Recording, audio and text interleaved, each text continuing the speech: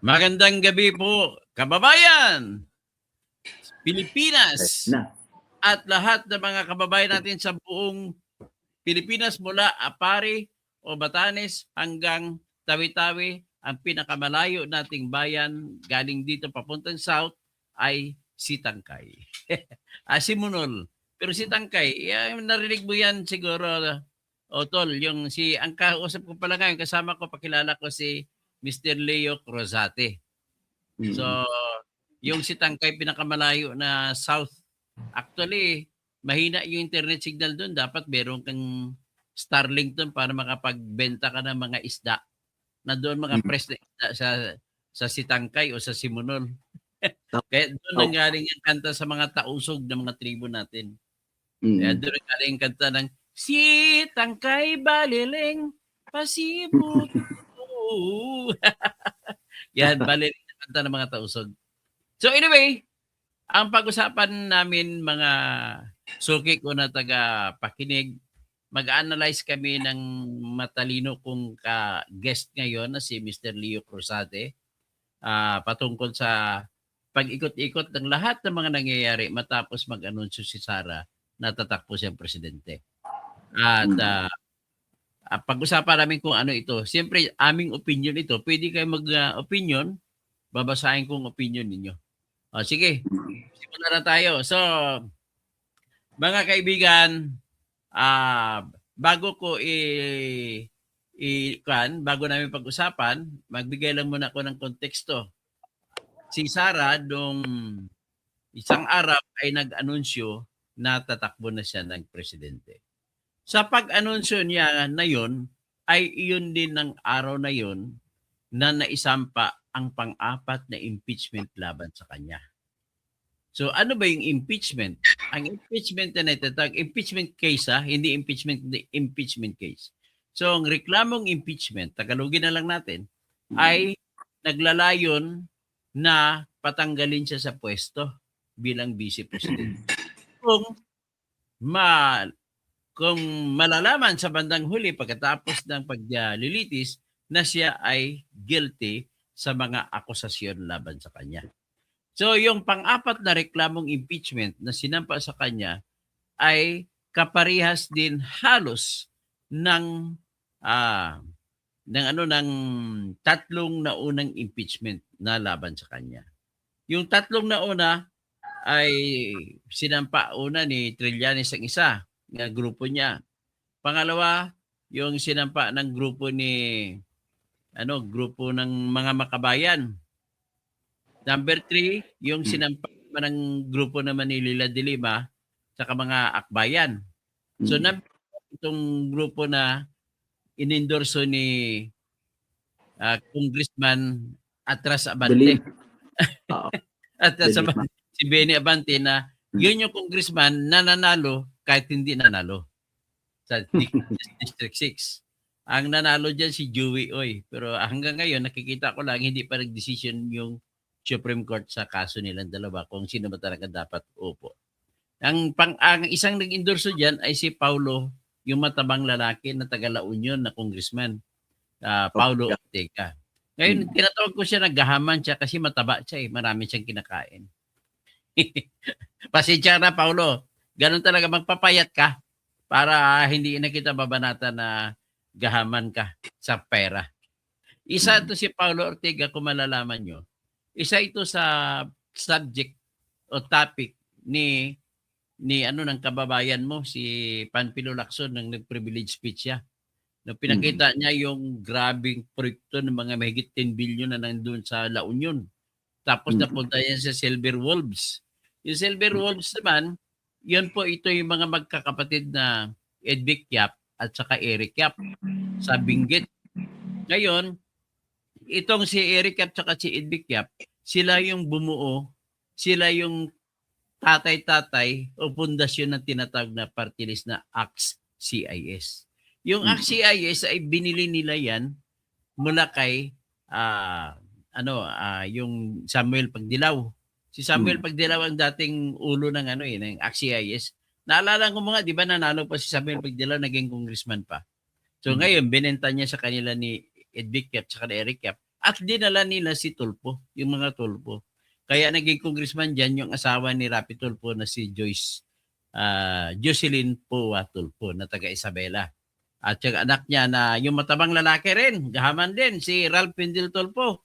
Yan yung narinig nyo na congressman galing sa Quezon City, pumunta sa California, pumunta sa Omnia Bar at uminom ng napakalaking red wine. Nagbayad sa Omnia Bar ng 6.7 million, 2 gabi lang. Kumbaga unang gabi, tapos bumalik sa pangalawang gabi. Saan kaya nanggaling yun? Sa flood control ba niya sa Quezon City nanggaling? Malamang, wala namang ibang pagkukunan yan. So anyway, itong lahat-lahat binabanggit ko ay konteksto ito ng mga paikot-ikot. Ibig sabihin, maraming mga congressmen ang involved kasi nito sa impeachment. So ngayon, pag-usapan natin itong epekto nila sa impeachment na sinampa kay Sara. At bakit naman si Sara nagsampa? Analisahin natin bakit siya nag-anunsyo na siya tatakbo. Tapos, maliban dyan sa impeachment na yan, meron din kainitan na ngayon nagsisimula yung paunang bahagi ng paglilitis sa International Criminal Court. Yung paunang bahagi na yun ang tinatag nila na confirmation of charges. Ibig sabihin ng confirmation of charges ay kukumpirmahin ng judge ng ICC kung meron bang basihan ang mga kaso laban kay Sara. Yun lang naman ang tanong na dapat nila sagutin.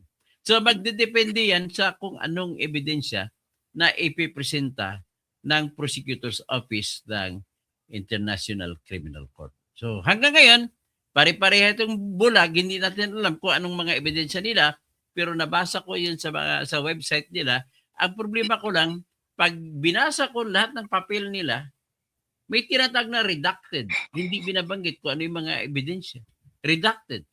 So mag-imagine na lang ako, base naman sa alam natin dito na nangyayari sa Pilipinas sa kapanahunan ni Digong Duterte.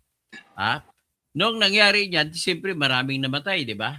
Pero hindi naman ako maniniwala sa claim ng mga makakaliwa, sila ni Attorney Conti, si Attorney Joel Butoyan, si Attorney Gabriel Andres, at saka iba pa, si Attorney Nery Colmenares, marami pang iba na claim nila mga 30,000 daw namatay sa war on drugs. Ikaw, kaibigan Leo Cruzate, pag sinabi mo 30,000, imaginein mo na naglalaro si Alexandra Iala ng tennis doon sa Philippine Arena sa Bukawi. Punong-puno ng tao na nanonood. Halos ganun karami ang pinatay. Maniwala ka pa ganun karami ang pinatay? Ikaw lang, opinion mo lang. Sa experience ng buhay natin. Actually, salamat nga pala, Atty. Toto, pag-imbita sa akin, pag-guest dito sa iyong YouTube live. Maraming salamat at nabigyan mo ng opportunity. Actually, I don't want to take that in the context of the context of pro-BBM, anti-BBM, pro-Sara, anti-Sara. I just want to look at it in the context of as a common Filipino tayo.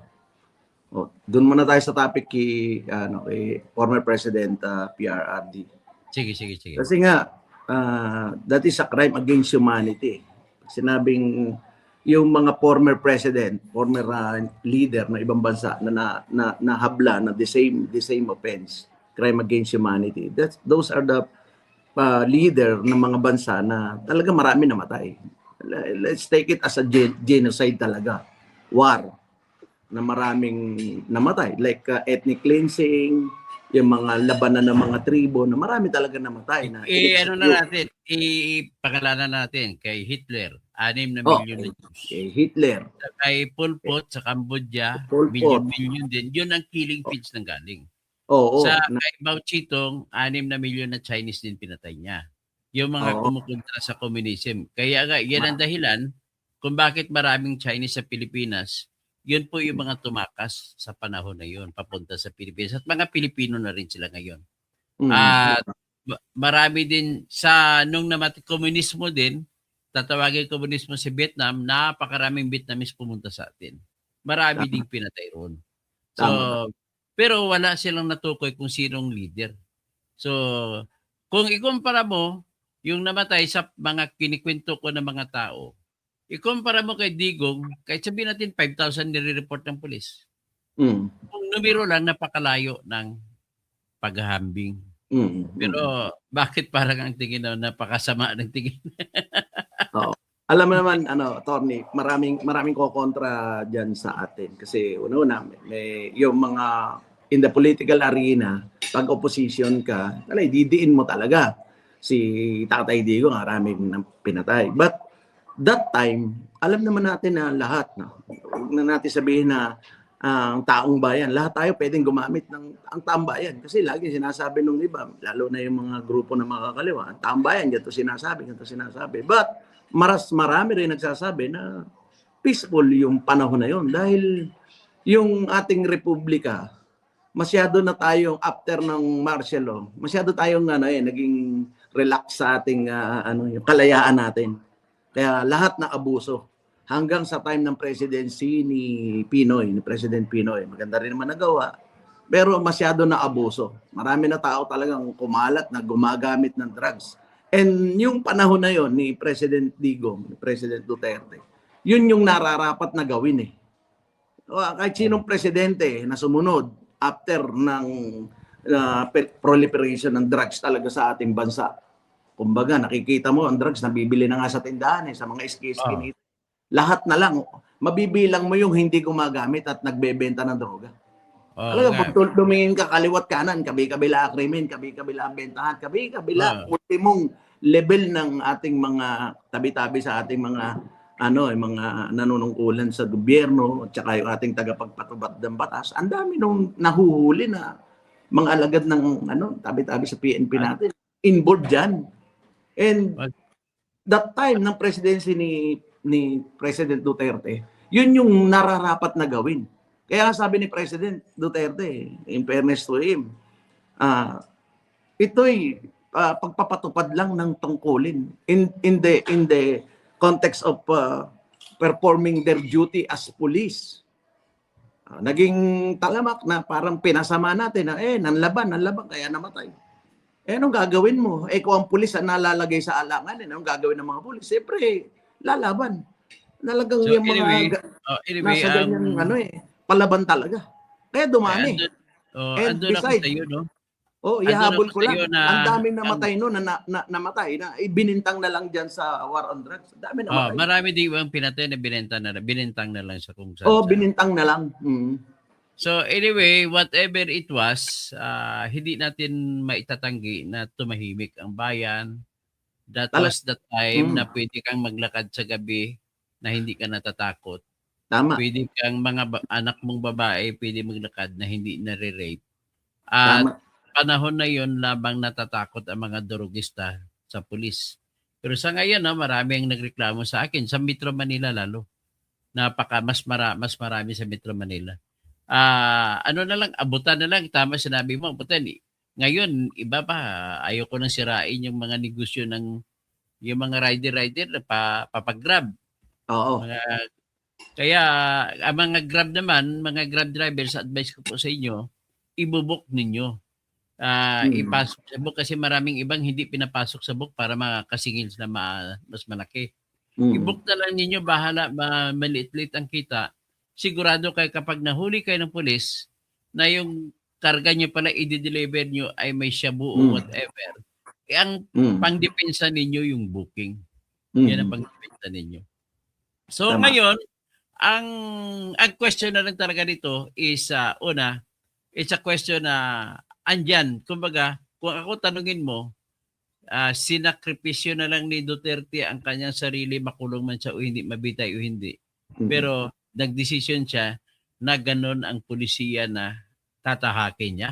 At natikman naman natin ang buong Pilipinas, at least sa isang buhay natin na tayong buhay sa panahon na yon, ay nakatikim tayo ng matahimik na Pilipinas. Zero ang crime rate pagdating sa snatching. Pagdating sa pagpatay ng tao na maliban sa mga biktima ng drugs, yung mga ibang mga tao ay wala kang narinig na pinatay. Wala kang narinig na inakyat bahay. Wala kang narinig na kagaya ng pulis na binaril sa kubita, inilagay sa septic tank. Wala kang narinig na mga nagbibili ng kotse na policewoman na papatayin ng pala. Wala kang pulis na narinig na nang hold up. Ngayon, kaliwat kanan ka, makarinig ka ng pulis, grupo ng pulis. So, di ba? 8 sila. Tapos kinasuhan dahil nahuli. So, yan po ang ang premyo ng ating kalayaan na walang nangyari. Kumpara mo sa panahon ni Digong. Oo. Yun attorney ang namimiss ng tao eh. Kasi laging ikukumpara yan from the time of Digong and time of President Marcos. Kasi laging ikukumpara yan eh, in every aspect. Kita mo, nung panahon ni Digong, may kaunting problema. Talagang magsasalita ang presidente. Eh ngayon, ang daming problema, ang presidente hindi nagsasalita. So, laging doon ako kumpara. Aspect of corruption, may corruption, pag may corruption, tatawagin ka ni presidente, lagot ka. Nagiging sumbungan talaga. Kumpara ulit ngayon, pag may corruption, ano nangyayari sa corruption? Wala. Para nakatainga lang. Ako, gusto naman natin magtakumpay si Presidente Marcos eh. Gusto natin. Napansin mo rin ba yung mga politiko nung araw, takot? Takot talaga. Pero mga politiko ngayong araw, may kanya-kanyang flood control. Kanya-kanya talaga malayang gumalaw. Kasi una-una, masesense mo naman kung anong klaseng government meron tayo. Doon base sa galaw ng mga nasa gobyerno eh. Una-unang naka-expose na nakikita ng tao sa government, yung pulis. Kita-kita yan. Kung anong galaw ng pulis, mahigpit sila, maluwag, yan yung klase ng leader meron tayo.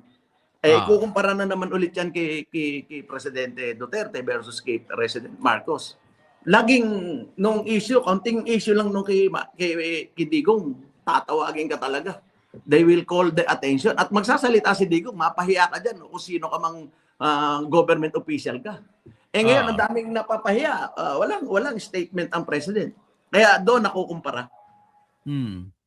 Sige, pag-usapan naman natin, may nagko-comment dito si Mantis, ito lagi ito nagko-comment sa akin, pero laging kontra sa akin. Babasahin natin. Sabi niya, na-miss ng tao ang Parmali at ang Davao Group corruption. Ano masasabi mo dyan sa Parmali? Parmali, bago naman natin. Mauna mo na ako. Sige. Ang Parmali, kung ako tarungin nyo, sa tingin ko may korupsyon ka, pero hindi naman natin maalis ang katotohanan na lahat ay nabakunahan. Tama. So, kung hindi nabakunahan, ibig sabihin, walang nabili ang Parmali. Kasi doon ang galing lahat ng bakuna natin, doon ang galing ang lahat ng mga face mask ng iba. Kung walang face mask, ako bumibili ako ng face mask nung araw. Doon din ang galing ang mga PPE na ginagamit ng mga frontliners natin. So, ibig sabihin, maaaring may impression talaga na may dayaan sa Parmali na transaction. Pero, hindi rin natin maialis sa katotohanan na lahat ay nabakunahan. Yun lang sa akin masasabi dyan. Yan ang ko lang. Pero hindi rin na maalis na talagang merong nangyaring kaburuktutan. Oo.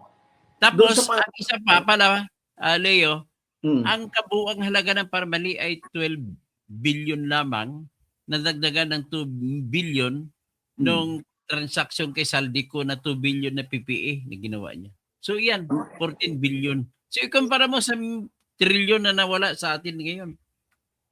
Tama. And that time we are on crisis. And kailangan natin ng decisive leader. And that time, ang mga bansa nag-aagawan ng supply, nag-aagawan ng bakuna. Tama yan. Kung hindi decisive si Digong sa paggamit kung sinong kumpanyang gagamitin, nataon na nga lang na si Parmali talagang tumulong din sa atin. O kung may corruption dyan, bilang tayo ordinary mamamayan at bilang mga yung sumunod na leadership or presidency, ipaimbestigan nila yan at ipakulong kung sino talaga sangkot dyan.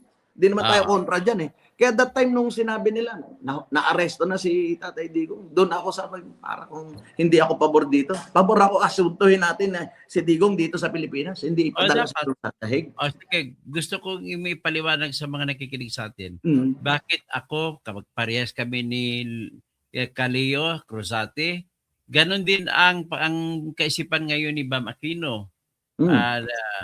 Na dapat sana dito na lang sa Pilipinas kinasuhan. Bakit? Una po, Pilipino siya. Pangalawa, kung gusto niyo i-convict si Digong, kayang-kaya i-convict ni Bongbong Marcos kasi pwede niyang kontrolin ang mga judge. Tama. So, pangatlo, ang mga testigo ay nandito sa Pilipinas. Bakit dadalhin pa sa DIHEG mamamasahe pa yung mga testigo Ayan. papunta doon. Mm. So, ibig sabihin naman, ang respeto na lang natin sa sarili natin, hindi ba natin kaya parusahan ang ating kriminal? Yun lang. Tama, So tama. ngayon, ang nangyari kasi pag doon natin ipapasa, inaamin natin na hindi natin kaya na magiging bansa ang ating bansa. Dahil wala tayong kakayahan na parusahan ang ating kriminal. So, Tama. Mm. tapos ang akin lang hinihiling sa mga nakikinig sa akin po, ganito. May tinatag po na rights of the accused, karapatan ng mga akusado. Meron po yan nakikita sa Section 14, Article 3 ng ating Constitution na nagsasabi, no person shall be held liable for offenses without due process of law. Napakaklaro niyan. Tapos sa Section 2 naman, nagsasabi kung sa Tagalog pa, walang warrant of arrest na maaring mailabas kung hindi dadaan sa tingin ng isang lokal na judge. Pagkatapos mausisa ang nagreklamo at kanyang mga testigo at madetermina kung anong lugar nangyari at kung anong mga bagay at tao na dapat hulihin. Ganun. So, may isa pa tayo sa Section 1 na pinaka number 1 na karapatan natin sa karapatang pantao ay yung walang sinuman ang maaaring puna ng buhay, hulihin, at una ng kayamanan kung walang proseso sa batas natin. Yan ang mga karapatan ng mga akusado. So, Tama. ngayon, so ibig sabihin po, kung may karapatan ng akusado, pumupunto na po ako sa dapat in-apply nila karapatan ng akusado na si Rodrigo Duterte nung hinuli nila na walang warrant of arrest at kinarga sa eroplano papunta sa Tiig. Tapos, ang sa akin lang sana ay ginalang na lamang nila yung sariling batas mismo ng International Criminal Court na nag-uutos sa Article 59 na kung may huhulihin kayo na may arrest warrant galing sa ICC, ay dalhin nyo sa inyong sariling korte ang hinuli. At hayaan nyo ang korte at ang akusado na mag-usap. At aalamin ng korte kung talaga bang may warrant of arrest galing sa ICC. At alamin din ng korte kung pwede ba siya magpiyansa habang pinoproseso ang kanyang pagpatapon sa ICC. At alamin din ng korte kung dapat ba siyang pagbibigyan ng piyansa. Ganon ang karapatan niya makukuha sana sa Article 59 ng batas ng International Criminal Court. Pero hindi nila ginalang yun. Bagkus sinabi ni Remulla na kababayan mo. Kasi nakalagay sa Article 59, the first statement there, that must be brought before local judicial authorities. So pag sinabi mo judicial authority, korte. Si Remulla naman na kababayan mo, ako, judicial authority ako kasi justice secretary ako. Pero binaliktad. Hindi naman yan ang ibig sabihin. Ginawa niya, ibig sabihin, gumamit na sila ng politika. Pinipihit na ng politika. Ano ba yan kung talagang gusto nila na makasuhan si Duterte, maidala, total may warrant of arrest sila. Idaan na lang nila sa korte. Total, doon naman ang ending yan, ang conclusion, payagan naman ng korte itapon, di wala sanang issue. At dahil ginawa nila yan, ang nangyari, imbis na mananalo ang lahat ng alyansa na mga senador nila, ay dami na lagas. Ganun ang nangyari. Ganun nakita. Kasi nagkaroon ng sympathy votes dahil doon. So, no less than Toby Chanco mismo nagsabi kasi siya ang campaign manager. Nung bandang huli, hindi na sila nangampanya sa Mindanao kasi sa Mindanao pinakamalakas na pag-object sa ginawa nila. So meron pang isa nung napahiya si Remulla na sinabi niya na siya ay judicial authority na marami nag-criticize sa kanya. Hindi po kayo judge. Hindi mo pwede yan gagawin. So ngayon, ang ginamit naman niya na rason, yung sa Section 17, Republic Act 9851, ano ba yung nagsasabi dyan? Nagsasabi lang ang Section 17, pagdating sa International Human Rights Law, ay may 3 krimen na binabanggit dyan, yung krimen ng crime against humanity, na ibig sabihin po, pwede tayo pagparusa ng crime against humanity dahil may batas din tayo ng crimes against humanity. So may kasama din dyan ang genocide. Kasama rin dyan ang war against war crimes. Ibig sabihin ng war crimes po, may awayan sa gitna ng NPA at saka sundalo. Kapag sumuko na pong NPA, hindi pwedeng patayin. Kapag pinatay ng sundalo, yung sundalo makukulong. Yun ang war crime, isa sa mga war crime. Kung ang NPA ay sugatan, obligado ang sundalo na idalhin sa ospital ang sugatan na rebelde.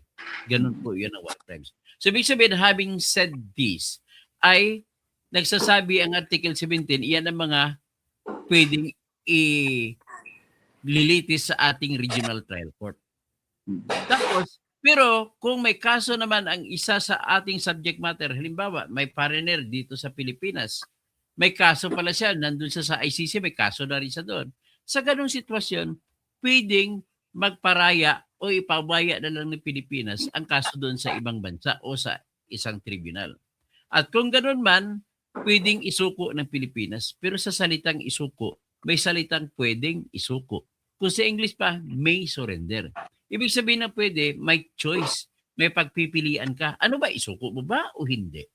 So kung may papasok na po ngayon sa larangan ng batas, kapag pumasok na yung pagpipilian ka, kung isusuko mo o hindi, pumapasok na po tinatawag nating discretion. Yan po discretion choice. So, kung may papasok na discretion kay BBM, mamili siya, ano, itatapon ko ba si Digong o idadaan mo na sa korte? So, with that, kung mag-decision siya itapon, may tinatawag po na grave abuse of discretion. Grabing abuso ng iyong choice. So, kung may grabing abuso ng iyong choice, ang tawag diyan ng Supreme Court, null and void. Maparusahan ka sa krimen. O, ngayon, ang ginawa nila, hindi na pinadaan sa korte. So, choice nila yun. That was their choice. They did not choose correctly. Dapat in good faith. Alam naman ng tao na magkalaban sila sa politika tapos ginawa niya ganun. They suffered. So, yan ang masasabi ko dyan kung bakit ganun nangyayari na sa ICC, ang sitwasyon sa ICC. I don't care kung ano ang mangyayari sa ngayon sa trial sa ICC kasi 23, mag-umpisa na rin yung tinatawag na pre-trial sa ICC. Doon nga sabi ko, doon man nagkalam-alaman kung may talagang may ebidensya sila o wala. Pero kung ako, Kaleo, naniwala ako na walang ebidensya kahit hindi ko nakikita. Bakit po? Kasi ganito. Nagsampa sila ng kaso noong 2017 sa grupo ni dating Senador Antonio Trillanes. April 2017. Tapos, noong February 8, 2018, ay nagpalabas ng utos si Fatou Bensouda na siyang hepe ng Office of the Prosecutor ng ICC noon. So, nag-iisip ako na yung binasihan ni Fatou Bensouda ay yung mga affidavit na binuo ni Attorney Jude Sabio na kinuha na abogado ni Antonio Trillanes at ang mga affidavit yun ni Edgar Matubato. So, 2018, nagpalabas ng examination. Ibig sabihin examination, mag-examine pa lang sila anong ginagawa ng prosecutor pag-examination. Ang ginagawa po nila kay Leo para silang pulis. Pulis, naghahanap ka pa sino suspect, sino to. Nag-ikot-ikot pa lang sila, naghanap ng ebidensya. Hindi pa sila nagsasampa ng kaso. So ngayon, noong March 16, 2018, kumbaga next month, ay nagsampa naman ng withdrawal si Ginoong Duterte sa United Nations Secretary General na aalis na lang ang Pilipinas mula sa ICC. Ito naman ay dahil automatic naman yan, pero mayroong kondisyon na magiging final na lamang ang pag-aalis after 1 year mula nung binigay ang pag-withdraw. So, ang 1 year niya ay magtapos sa huling araw na March 16, 2019. So, bagkos March 17, 2019 ay hindi na tayo kasapi. So, balik tayo ka doon sa preliminary examination, February 8, 2018. So, ngayon, tumakbo pa yan, umabot pa hanggang sa May 24, 2021, nagsampa ng kaso si Fatou Bensouda sa judge ng ICC na yung pinakamababang judge, yung pre-trial chamber ng mga judges. Tapos, humingi sila ng authority na official investigation na ang gagawin nila laban sa Pilipinas. hindi pa binabanggit si Digong kung si Digong ba kasama ron. So, remember the date, May 24, 2021. Pagkatapos, September 15, 2021, ay inaprubahan yan. So, ngayon, wala pang nakasuhan kay Chino sa panahon na yan. Tumakbo ang panahon. Tapos, ma-recall mo, ang umabot na ng February 10, 2025. Saka pa lang sila nag-request na warrant of arrest laban kay Digong. So, tingnan mo, ang haba. Ilang taon? 3 taon? Bago sila mag-request. Ako po, naging expert ako sa trial na abogado. Hindi po tatagal ng 3 araw. Alam ko kung may ebidensya o wala. Tama. So, ibig sabihin, nag-isip ako, base sa aking karanasan, wala bang ebidensya? Bakit umabot mga 3 taon bago sila makapag-desisyon mag-request ng warrant of arrest? Yun lang aking masasabi. So, ngayon, February 10, 2025, kasagsagan nun ng flood control ng mga pera. Pagkatapos, umabot, March 7, 2025, nagpalabas ng warrant of arrest.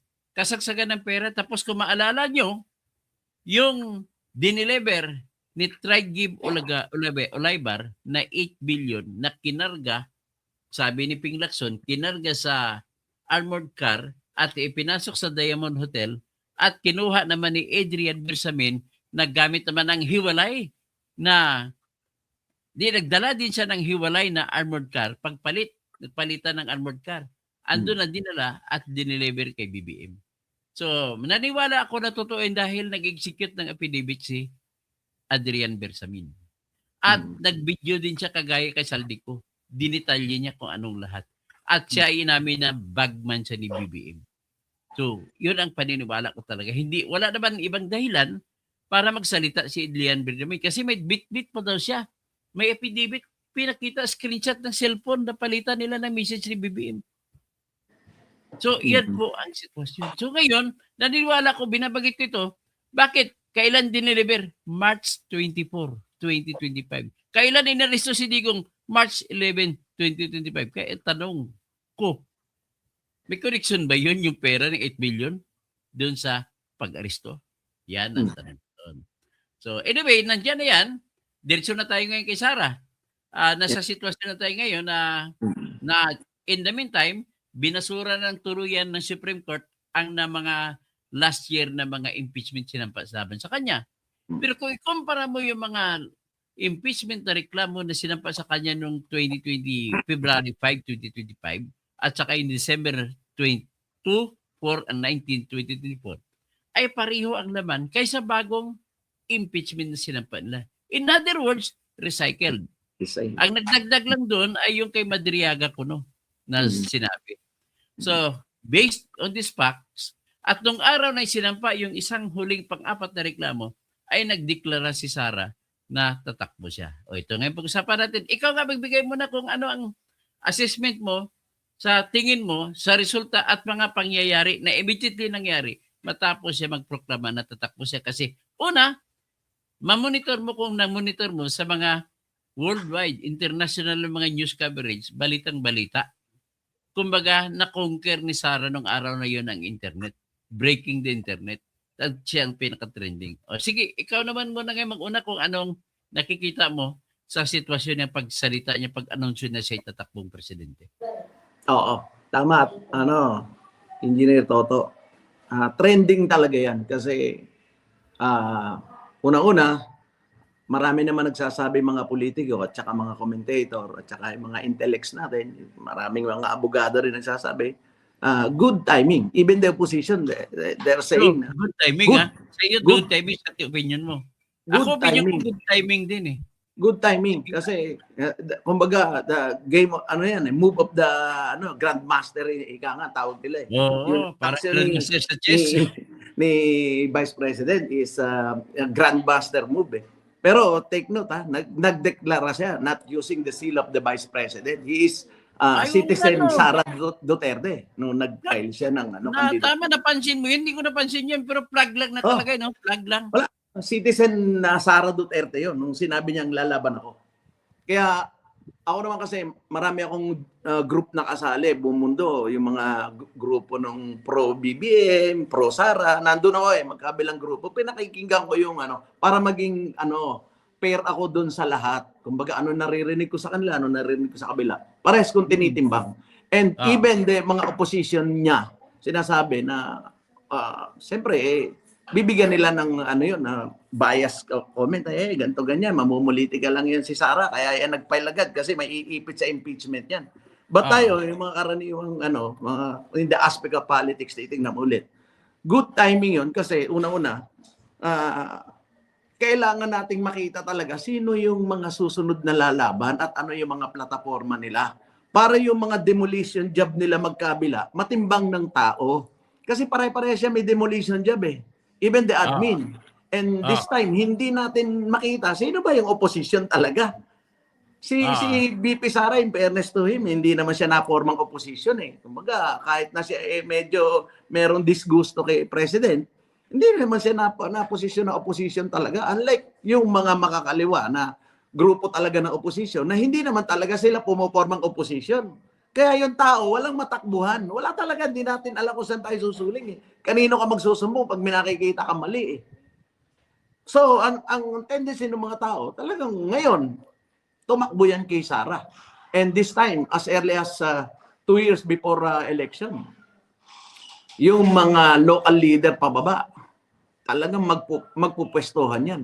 Mula mayor, eleksyon ng kapitan yan ngayon, di ba? Itong coming November na yan. Kapitan pa lang. Siyempre, yung mga mayor, maninimbang na yan. Governor, maninimbang yan. Ang ibig mo sabihin na maninimbang, nakatingin sila, ibig sabihin, kung malakas ang dating ni Sara, pag kumontra sila kay Sara, baka delikado sila sa kanilang sariling butante. Yan ang magiging dilema ng mga congressman ngayon na naandyan sa Congress, na boboto ng impeachment ni Sara. Kaya, ito na rin na may comment ng marami na makalusot kaya yung impeachment na yan sa lower house pa lang. Kasi magiging political vendetta sa kanila yan. Matatandaan na sila ng tao pag nagbotohan na. Yung mga bumoto ng impeachment kay Sara, markado na yan sa kanilang constituents. Yung mga constituents nila, ang simpatiya nila na kay Duterte, pagkakakulong ni Digong doon sa bagay na mapansin mo, yan ang sentiment ng tao. Mapansin mo nung huling eleksyon, marami nahurog sa mga alyansa. Marami. Mapansin mo rin, ang mga, sa dami-dami ng mga congressmen na pumirma, hirap sila manalo yung mga nanalo. Tama. Si Joel Chua, 3,000 lang, manipis na 3,000 lamang niya kay Apple Nieto sa District 3 ng Manila. Si Abante natalo.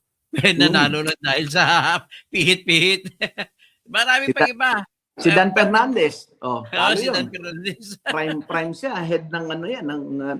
Imagine mo, with the likes of Dan Fernandez, dapat ba siya matalo? Oo, artista pa, gwapo pa. Oo. Kasi, member siya ng Quadcom. Yung halos nasa Quadcom, yung mapera, yung mga nag-end of term, halos nalasog yun lahat So yun is a referendum ng tao na yung mga disgusto ba nila. Tama, tamang term yan, referendum pala. Referendum ng tao sa disgusto sa nangyayari. Kasi doon na lang yung kapangyarihan ng tao na bumoto, doon na lang sila nakakabawi In a national level, nagde-determine talaga yung boses ng tao Yung survey, kagaya ng survey ngayon, yung negative na yan, referendum yan O ano yung tono ngayon? 2 years before election, yan na yung tono. Kung walang gagawin ng presidente natin para ayusin yan, talagang magiging kiss of death yung i-endorse niyang presidente. Wala. Ibig sabihin, si kababayan mo, si John Vic Remulla, sabi daw niya, tatakbo daw siya, presidente, kung i-endorse siya ni BBM. Ano sa tingin mo dyan? Ako gusto ko rin maging presidente. Una, kaibigan natin yan, kumpare ko yan. Talaga malapit sa aming puso yan. Gusto ko siya magtagumpay. But kung magdidepende siya sa endorsement ng presidente, ito naman may pattern na rin from the previous administrations. Imagine mo, simula kay former President Marcos Sr. hanggang kay Marcos Jr., siyam na presidency na yan.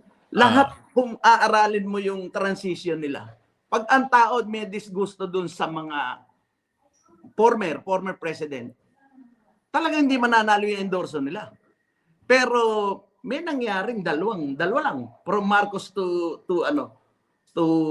Marcos Sr. Marcos Sr. to Marcos Jr. Dalawa lang ang may lumusot na in-endorse ng former president. Yun yung kay Cory, in-endorse si FBR, lumusot. Then FBR, Ang FBR, may daya pa yun eh. wala eh. Talagang ngayon ang nangyari. After FBR, na-endorse si ERAP, wala naman siyang choice. Normal, nanalo. Pero after that, lahat ng mga sumunod na presidente, yung mga ayaw ng tao, may disgusto, kahit sino endorse nila. The likes of Gibo, dapat ba siya matalo? In-endorse siya ni former President Gloria. Ang galing ni Gibo. Napakatalino niyan. Dapat nanalo yan. At wala magawa eh. Kasi meron disgusto ang tao doon sa former leadership kaya hindi lumusot. Ganon din kay Pinoy. Di ba? May disgusto tayo that time kay Pinoy. Daming nangyari hindi rin in-endorse niya si Rojas, no? Natalo si Rojas. Matalino rin naman niya si Marojas. Kung talagang pagbabasihan galing sa pamamahala. Parehas na magaling. Pero ang tao talaga tumitingin dun sa kung anong nagawa ng former president. Pero tayo, gusto rin naman nating magtagumpay si BBM at gusto ko rin namang manalo ang aking kaibigan, ang Secretary DILG John Vic, gusto ko rin siya manalo. But yung sa aking opinion lang, baka makasama yung endorsement ni former president kung walang magiging turn around na mangyayari. Ang tao, given na, kumbaga unsolicited advice, given na yan, ang mga tao nandiyan na kay Sara, lahat. Kung paano niya na yung babalik na rin, yun, sa diskarte nga. Ngayon, may tanong ako. Ano sa tingin mong maging resulta nito hanggang sa pagdating sa election sa 2020 at 2028? Nung nag-anunsyo ng isang araw si Sara, ano sa tingin mo mangyayari? Na yung mga logical mo na tingin kung paano mangyayari? Yung percentage ng pro ngayon kay Sara, 'di ba? Nasa 30 plus ya percent. Pataas yan na ng pataas. Okay. Then masusustain yan yung mga susunod na mangyayari in a political aspect is yung mga manunumpa sa kanya na mga local leaders, mayor, governor. And of course, kailangan i-counter din ni President Marcos yan. And of course, siyempre kung si Secretary John Vic talaga yung ilalaban, which is gusto ko rin naman siya manalo, gusto rin naman natin si Sara, pare-pares magagaling yan eh. But we are looking just on the aspect of politics, kung how politics goes in the Philippines sa bansa natin. Laging merong patronize diyan, lagi ang mga tao. At lamang diyan ko ano yung nagawa ng leader. Ang leader natin ngayon si presidente. Gustong-gusto natin siya magtagumpay, kaya lang wala tayong nakikita ang pagbabago. Dapat less than 3 years na lang yan. Wala na kukulong ang kinasuhan ng kababayan mo si Ramon Ibong Revilla. Tingin ko sa ebidensya, ma-acquit siya eh. Hindi maganda pagkalatag. Kumbaga, ang opinion ko, talagang sinadya ni Remulla ang kaso na pagkalatag laban sa kanyang kababayan. Ang intention ay para manalo si Bong Revilla sa kaso. Yan ang nakikita ko. Ngayon, may isa lang ako na, ewan ko kung sa ganun din tingin mo. Ang tingin ko po ganito. Genius ang ginawa ni Sara sa pag-anunsyo. Number 1, bakit? Mayroong impeachment. Tama. Ano ang meron sa impeachment at saka pag-anunsyo niya? Yan ba ay para tatakotin yung mga congressmen? Pwede. Pero ito ang pinakamaganda. Mas gusto ni Sara na tumuloy-tuloy ang impeachment. Bakit? Kapag impeachment araw-araw, bloodbath. libre na siya ng maggagastos sa kampanya. Araw-araw pag-usapan siya hanggang mag-eleksyon siya ang pag-usapan. Tama. Yan ang hindi, ibig sabihin hindi ba nag-iisip ng strategy yung mga kalaban niya sa politika, sampa tapos recycle naman ang kaso. Ganito lang mag-advise ko sa kanila. Pag-usapan natin sa paano ang mangyari sa yung Mary Grace Piatos na confidential fund. Ganito po yan. Sa batas po ng ebidensya, pag kayo ang umakusa, kayo ang may obligasyon magpakita ng ebidensya. Ngayon, magpapakita sila ng ebidensya, pinipredict ko na ang ebidensyang maipapakita nila ay hanggang doon sa Meriglis Piatos na umabot na yung pera ay binigay kay Colonel Dennis Nolasco na kanyang intelligence officer at saka kay Colonel Raymond Dante La Chica. Doon daw napunta. So ngayon, hayaan kung ako si Sara, hayaan ko na lang, sige magpresenta kayo. Hanggang saan ba ang ebidensya na? Hanggang doon na sa Meriglis Piatos. Kasunod doon, wala na.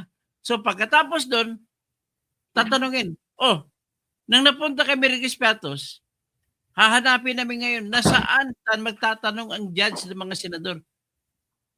Ano ang ebidensya na mula kay Meriglis Piatos ay napunta sa bulsa ni Sara? Kung ikaw si Sara, tatahimik ka lang, bala. Meron naman akong right to remain silent. Kaya na mapatunay. Walang ebidensya. So, matutumba lang ang kaso. Kasi hindi mapatunayan mula kay Meriglis Piatos paano napunta yung pera kay Sara. Ito na ngayon, natutuwa sila, mayroong Ramil Madriaga. Na yun ako na magpapatunay. Ngayon, kung binasa mga PDP ni Ramil Madriaga, ay hindi mo mabibigyan ng tiwala o bakit. Mismo yung kanyang salita nagkukontra-kontra. Isa kontra. Tapos isa, sinabi niya na hindi ko makalimutan, noong January 2022 raw, ay may nagkausap din si Sara, may de-deliver silang pera. Balikan natin. January 2022. Di ba nanalo si Sara pagka Vice Presidente May 2022? Hindi pa siya Vice Presidente, doon pa lang magpaliwanag si Madriaga paano nangyari yun na January ay may pinaikot-ikot na ng pera si Sara. Sabi-sabihin, yan po ang magiging kahinanatnan ng akusasyon sa confidential fund. Pangalawa, hindi maniniwala ang tao sa confidential fund. Bakit? 125 million plus 500, 625 million. Ikumpara mo sa trillion na nawawala. Maniwala bang tao dyan? Tama. Ngayon, ang umaakusa ng mga congressman, sila pang mga guilty kasi bawat congressman nga kaibigang Leo, binigyan pala sila ni Romualdez ng minimum of 2 billion bawat isa na mga pumirma sa impeachment. Para bumoto. 2 billion na flood control project bawat isa. At tandaan mo, marami sa mga 2 billion na yun bawat isa ay substandard. Mabuti na substandard, may napunta sa Pilipinas. Pero nung dinatna ng baha, naano din. At meron pang iba na hindi nila ginawa ng mga congressmen. Kita mo. So, sino ngayon sila? Ano ang personalidad nila? Anong moral authority ng mga congressmen na bubuto na iakyat sa Senado ang impeachment? Sa ngalan pa lang, ako, tingin ko lang sa ngalan pa lang na nahiya sila sa sarili nila, bubuto ba ako dito? Ako, dami ko rin binulsa. Bubuto. So, because of that, ano pang ibang akusasyon? Yung nanakot daw siya na ipapatay niya si BBM, si Lisa, si Tambaluslos, kung papatayin siya. At nagsabi siya na siya ay nagkausap na ng isang gunman. Tanong, meron bang bigat yan kung impeachment na pag-usapan? Sagot. Unang sagot ko, wala pong krimen na tinatawag na plotting to kill murder. Tayo, Kaleo, planuhin natin na patayin natin si Bong Revilla sa loob ng kulungan. Pwede ba tayong makulong? Kahit totoong plano natin, hindi ka makukulong kasi wala pang krimen na ganun. Ang krimen, nagsisimula ko, nag-attempt na tayo. On the act. At pag hindi act, saka pala tayo paparusahan. Hindi ibig sabihin, ganun ka-explanation pa lang, kung hindi pala crime, how can it become a ground for impeachment? Hindi pwede maging high crime yan kasi hindi wala namang crime na ganun. Number 2, pwede lang mangyari yun kung papatayin siya. Kung mamatay siya, sinong gumawa ng krimen? Si Sara pa rin, patay na siya. Ibig sabihin, binapaliwanag ko lang sa madaling kwento kung paano tatayo ang mga reklamo nila laban kay Sara. Pangatlo, mga reklamo nila ay yung namigay daw si Sara ng envelope doon sa DepEd officials. Nagsalita naman si Sara na mayroon siyang video na pinakiusap, nagsalita si Lisa Marcos, ang mga envelope ay ipabigay doon sa mga USIC ng DepEd. May lamang pera. Sumunod lamang ako. So magdedepensa si Sara. Good faith naman ako kasi asawa ng presidente ang pautos. Tama. Hindi ako nag-bribe. Siya nag-bribe. Tagahatid lang ako. So, ano pang akusasyon? Yung hindi daw siya dumalo sa patawag ng Kongreso. Diyos ko, Vice Presidente ka, papatawag ka lang ng congressman? Hindi, may karapatan siya hindi magdalo. Next na akusasyon ay nung bago siya maging presidente, meron daw siya mga natanggap na pera mula sa mga drug lord at nakabangko daw yun. Kailan yun? Hindi pa siya vice presidente. Anong utos ng Supreme Court nakaraan lang? Sabi ng Supreme Court, hindi po sakop sa impeachment ang mga nagawa ng kinakasuhan sa panahon na hindi pa siya vice presidente. Limitado lamang ang mga akusasyon sa mga nangyayari na may siya ang kinalaman kung siya ay vice presidente na. So, yun ang lahat ng akusasyon. How can it win? Ang tanong ko, paano manalo yan? Ang nagtataka ko, pinapahiya ng mga abogado rito na tumatayo ang kanilang mga pangalan. Kaya I'm particularly calling on Attorney Ligutan, professor sa University of the Philippines College of Law. Pinapahiya mo ang UP College of Law sa pagsasalita mo na tatayo ang kaso mo. Paano tatayo? Sasabihin mo, umaasa ka kay Ramil Madriaga, kahit sinong ordinaryong pulis magbabasa ng affidavit, hindi mapagkatiwalaan, hindi pwedeng mapaniwalaan ang affidavit ni Ramil Madriaga. At ito na ngayon, anong klaseng abogado? Pinapahiya ba lang University of the Philippines? Tayo mga taxpayers, nagbibigay ito ng pera para tumayo ang University of the Philippines. Tapos meron estudyante in University of the Philippines na binayaran natin na gano'n ang abogado. Dapat hindi gano'n. Isa pa itong estudyante ng University of the Philippines, si Jesus Falsis. Ang tawag ko sa kanya, falsus in unos, falsus in omnibus. Anong ibig sabihin yan? Latin na salita yan. Kapag nagsinungaling ka sa isa, sa buong affidavit, ang buong affidavit ay kasinungalingan na. Yan ang doktrina ng falsus in unos, falsus in omnibus. Andyan pa marami pang iba, si Dino De Leon, mga UP din yan, mga pumapapil ang mga taga-UP. Tingnan nyo muna ang sarili ninyo kung tama bang sinasabi ninyo sa batas. You are educating wrongly the Filipinos in what the word that you have said. Maling-mali. So, yan lang po ang masasabi ko, no? So, ngayon, magwa 1 hour naman tayo, malapit na. Kung ano man ang sabihin mo, yun lamang ang sinabi ko na on the road to election, araw-araw pag-usapan si Sara dahil sa impeachment. Kaya, libre na ang kanyang advertisement. Hindi niya na kailangan magbayad sa TV, lahat para ma-advertise siya. Hindi niya na kailangan magbayad sa Facebook, sa YouTube, sa Instagram para pag-usapan siya. Yun na. Ikaw, ano na? Ako, ang tingin ko dyan talaga, impeachment is more of political process yan eh. Kaya tuloy naiisip ko, maraming mga matatalino naman nakapalibot kay President Marcos. Parang ako bilang karaniwang mamamayan, naiisip ko parang ako na lang ay mag-volunteer na political advisor nila. Parang nakikita ko, wala silang political advisor nasa likod nila eh. They're looking lagi doon sa paano aatakihin yung kabila. Pero on the political side, hindi nila nakikita yung backlash nun sa kanila eh. Kung paano nagbabackfire sa kanila eh. Siyempre, ang tao nakikita yung effect, di ba? Kita mo yung ginagawa nila, hindi nila napapansin. Yung effect, negative effect ang backfire sa admin. So, in this impeachment, talagang more of political process talaga yan. Labanan ng numero. At hindi yan ang naiintindihan ng mga tao.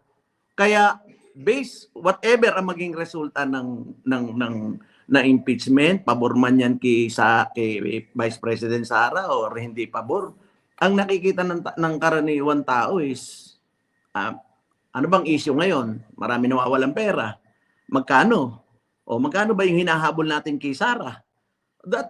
That is more of political issue na kaya nyo ginaganyan yan, yung impeachment na yan, ay para wag makatakbo si Vice President sa 2028. That is the demolition job na naman ulit. So, yun sa dapat dapat tinitimbang yan ni President Marcos eh. Kung pwede lang ako maging political advisor, sabi ko, teka, wag na natin ipitin yan. I-level natin na babago pangalan mo, President. Masisira ka dyan. Sa isip ko tuloy, wala ba nagpapayo kay President na ganyan? Di ba? Tatalino ng mga nakapalibot sa kanya. Nandyan yan lahat ng bright boys dyan eh. Nandyan mga abogado, kompleto eh. But, hindi nila tinitingnan ano ang thinking ng karaniwang tao dun sa gagawin nila. They're just looking on the aspect of legality. Ano ba nawawala? Paano tatakloban yung issue? Pero yung setback ng tao, paano magre-react ang tao, parang hindi nila natitimbang. So, kaya ganyan. Sa ayaw nila sa gusto, ang tao pumapabor lagi kay Sara, kay Vice President. Papabor talaga. Kahit yung karaniwan tao na nandiyan sa mga karaniwan lugar natin, wag na nating tingnan yung mga taong, siyempre mga alwan sa buhay, di man nakikialam sa politika yan eh. Wala namang epekto sa kanila yan eh. Kahit sinong leader dyan, wala, hindi kami apektado dyan. Bakit? Mayaman nga sila eh. Di ba? Ang impact niya nandun sa class DNA. Sa atin, may impact yan. Pero hindi nila nakikita na bumabackfire kay President Marcos yan. Sabi ko, President, ako na lang kaya ang gawin mong political advisor mo. Sasabihin ko sa iyo yung mga dapat at hindi mo dapat gawin. sa tingin ko maraming advisor nag-away-away, nagbaga-bagaan, kaya pumalpak. Given yan ha. Maraming ganyan. Maraming paksyon doon sa loob. Marami. May mga info o may mga alam ako, pero sa akin na lang yun. Pero nangyayari naman talaga yan sa kahit sinong presidente. Kahit nga kay Digong, kahit nga kay Pinoy, dalawa nga ang DILG nung panahon na yun. Pero bilang leader, kung magaling kang leader, kahit may mga opposition ka sa loob, na ma-manage mo yan. Isang salita mo lang yan, makikinig ka dapat. Ibig sabihin, hindi na manage si BBM. Hindi na ma-manage yung mga opposition, yung mga paksyon na nagbabanggaan sa loob. Hindi talaga. Kasi nagbabackfire sa kanya eh. Ang lahat ng epekto niyan, babackfire sa presidente. Hindi niya napapansin, napapasama ang presidente doon sa mga inside na agawan doon sa loob. Di natin alam kung anong pinag-aagawa, kapangyarihan, ano man yun. Ano pala sa tingin mo ito si Ma'am Claire Castro? Parang marami nagsasabi sa pagkapalingkira niya, siya ang naka-contribute kung bakit bumagsak si BBM sa negative 3. 90% ng contribution si Ate Claire yun. Alam mo yan si Claire Castro, muntik na kami magkalabanan ng asunto niya bago naging spokesperson. Kung hinabla ko yan doon sa kaso doon sa na-scam kami sa Manila, sa Okada, hindi magiging spokesperson yan. Kasi siya ang abogado nung hinabla ko eh. Nakakulong lahat ngayon, yung mga scammer. Sabi ko lang, wag na nating isama yan, kawawa naman yan. Pero siya, enabler siya. Siya lang nagsabi na, legal to, maglagay kayo ng pera dito. Siya nandun, may picture pa nga ako eh. Nag-inaugurate kami doon sa isang project. Kami nasa gitna, ito yung scammer, katabi ko, nasa bandera. Si Claire Castro, nasa sulok lang yan. Sabi ko, legal ba talaga to? Legal daw. Enabler na siya nun eh. Pero hindi ko na lang siya pinasama sa habla, Claire Castro.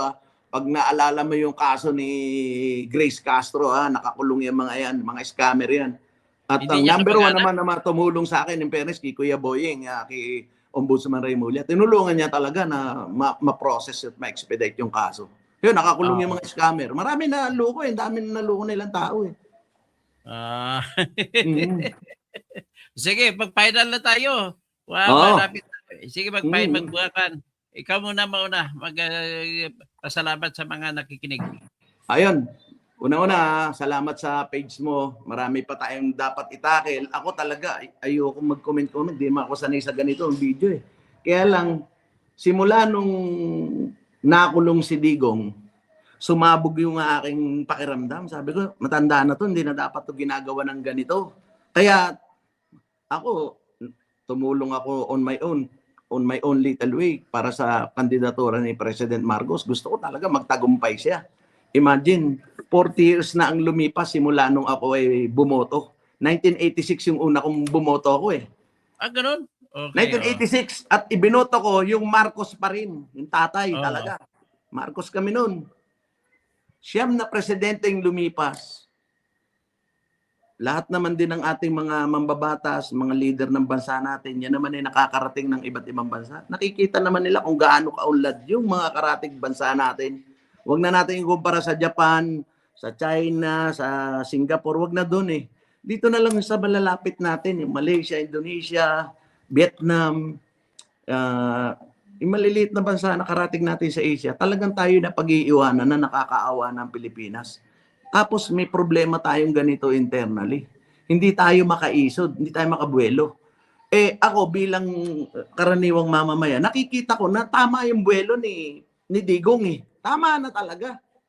Oo. Ngayon, nung para tayong pabuelong eroplano nung kay Digong, nung pagdating kay President BBM, dapat lumilipad na Pilipinas. Ngayon, umatras. Talaga, umatras talaga. Ako Malapit na bilang mahulog. karaniwang mamamayan, gustong-gusto ko magtagumpay si President Marcos. Hindi ko lang alam kung ano, siyempre, ano aksyon nila, anong ginagawa nila, ano yung proyekto nila, ano accomplishment yung ire-report. Sa July, ano na naman, SONA na naman. O ano ire-report niya? Ngayon, yung ipinoporma nila ngayong ginagawa ngayon, yung impeachment, yan yung magiging plug ano nila sa SONA. Ano kaya yan? Wala man tayo pakialam dyan sa impeachment. Ma-impeach si Sara, okay, impeach nyo. Ano ang contribution mo na ikinaalwan at ikinaunlad ng buhay ng tao?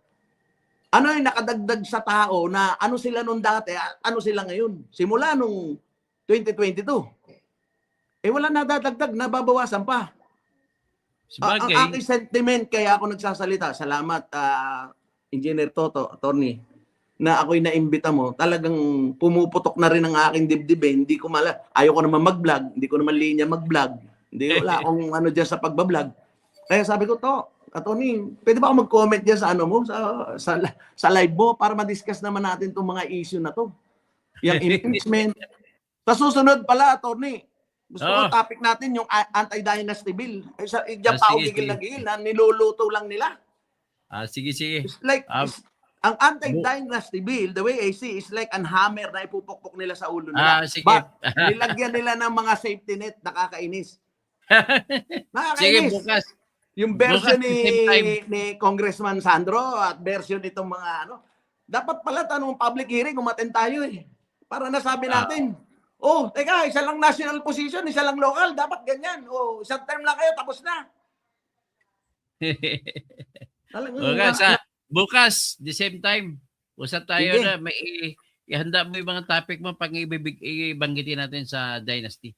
Ang dami talagang haginapin sunod. ko yung mga batas na pinanukala nila, ikumpara natin isa-isa at criticize natin ang bawat panukala kung anong maganda. At saka gusto ko rin yung mga baser natin dyan eh. Kasi dyan tayo nakakalimot minsan ng aral dyan sa mga baser. Sige, mambas ko, gusto ko nga yan eh. Kasi minsan, may punto yung kanila yung sinasabi. Di pakinggan natin, di ba? Di ba? Sige. May magandang gabi po sa lahat. At masalamat na lang din ako sa inyo. Mahaba na, no? 1 oras may kita tayo. At sige, sa sunod ko lang kayo basahin. At maraming salamat po. Ito yung matalino kong guest ay si Mr. Leo Cruzate. Bukas, the same time, pag-usapan namin, pinangunahan ko na ang talagang matalinong pagtingin sa anti-dynasty bill at ang mga panukala ng ating mga senador at mga congressmen sa anti-dynasty bill. Ipresenta natin lahat yan. Gusto ko maunawaan ninyo ang pinaka-basic, pinaka-umpisang elemento ng anti-dynasty bill para maintindihan ninyo at kung bakit kailangan. Ganon. Okay. Magandang gabi po sa lahat. Magandang gabi kay Leo Cruzate. Magandang gabi. Thank you. Salamat. Okay. Thank you. Paki-like na lang, paki-subscribe. At para naman, tuloy-tuloy tayo, tuloy-tuloy nyo mabigyan kayo ng notification, ay paki-like nyo po ako. At saka isa pa, ang kasunod, kung may sobra kayo, bigyan nyo po ako sa GCash ko ha. Ito po yung GCash ko.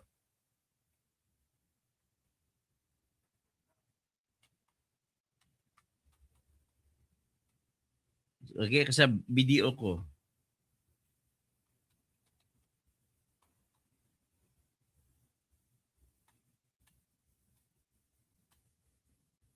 Yan po. Yan lang. Pangalan ko, ilagay ko ito, birthday ni Kausi.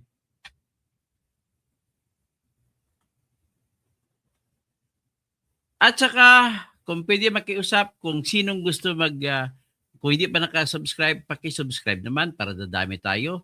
At yung sino pang gusto maging member po kayo sa aking members, aking channel, 75 pesos a year, a month lang naman po yan. At diyan po magbibigay ko ng mga exclusive topics. Magle-lecture ako about sa law, about sa bar exams. At dito po ako magle-lecture para makatulong sa mga bar examinees. At hanggang dyan lang muna tayo. Babalik po ako mamaya after 30 minutes. Maraming salamat po. Balik po kayo!